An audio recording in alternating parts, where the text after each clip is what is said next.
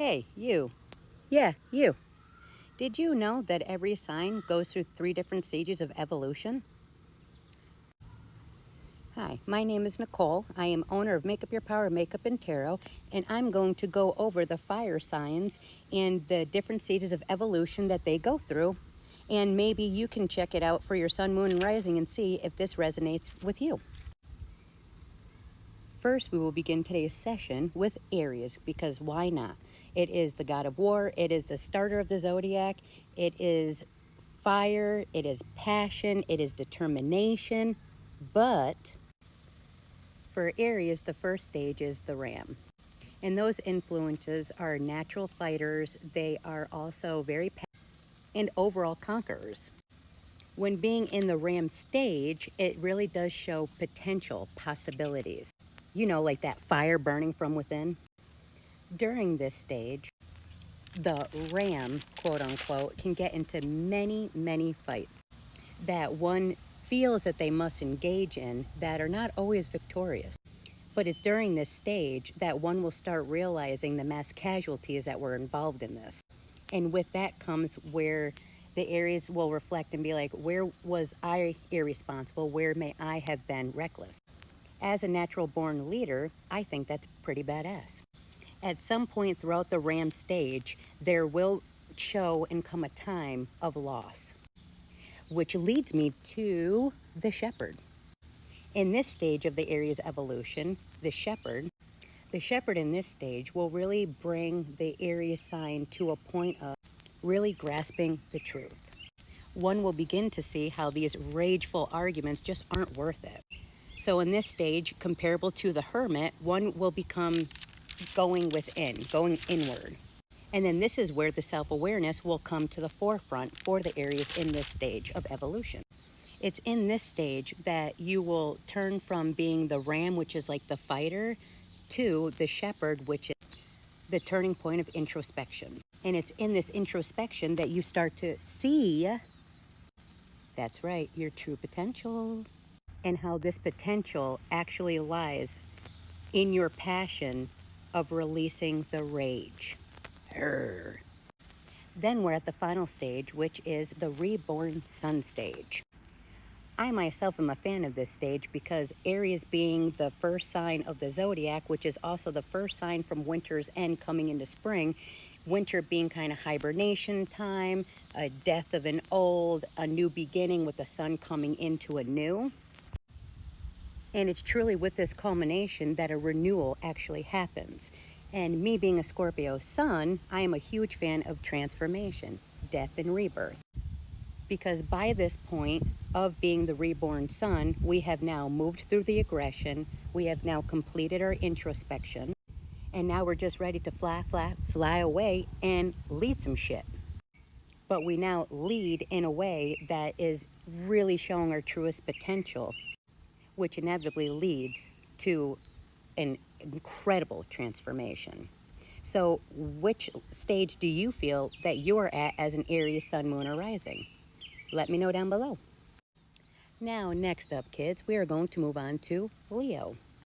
And we begin with the lion stage, natural born rulers of their world, representing strength, loyalty, and let us not forget that good old passion. The downside of all of that is when something gets in the way of what they're trying to achieve. Challenge me, I rate you kind of feeling. Know what I'm saying? And just know that's a signal for transformation time. And then we lead on to stage 2 of the Leo evolution. Now we're at the warrior stage.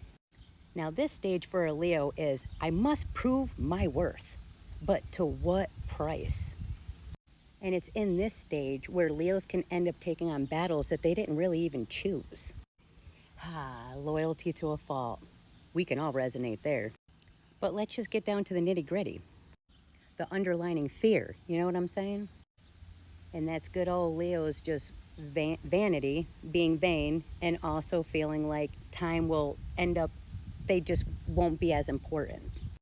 You know, that pridefulness, so full that it actually ends up backing you up from what you're trying to achieve. You know what I'm saying?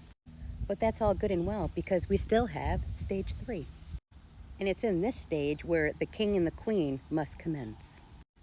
Because it's in this stage where the Leos end up finding that the true power lies within. It's at this stage that a Leo will now start to realize that their good old brightness isn't about the external glory, but a timeless inner royal spirit. That's right out there for all you Leos. It's not external glory because you will always be let down. It's that internal power within you that'll be your guiding force that'll help you into your kingdom. And at the finality of this stage, it is all about, is this love? Yes, that you are feeling, understanding, and embracing your light. Now for one of my favies, we are at Sagittarius. Oh yes, the beautiful first stage is the Archer. Pew, pew. What a beautiful, optimistic, embracing all that juicy, limitless sky with boundless optimism, inspired by that inner guidance, until rejection, failure, the world just throwing you all off balance and shit. And oh, buddy, a Sagittarian scorned, watch out, people, because they will come with some vengeance. Unintentionally, because technically the shit was your fault to begin with, just saying. But either way, that's what this stage is for and is about, because it's growing. And man, can it be painful. Now on to stage 2, the Arrow.